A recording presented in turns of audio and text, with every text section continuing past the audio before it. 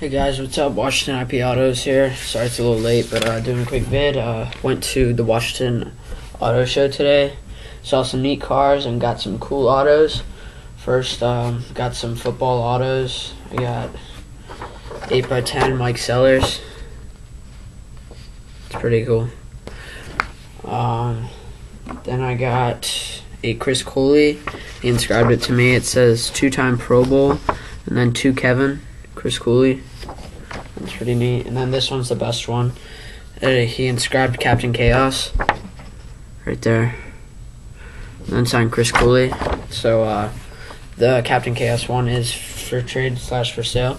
And then the best one I got, it's pretty neat. I mean, you don't get these every day, but Snooki autograph. Nicole Snooki. It's pretty tight. She was there signing. We had to wait like 3 hours in line for her, but it was worth it. So yeah, thanks guys.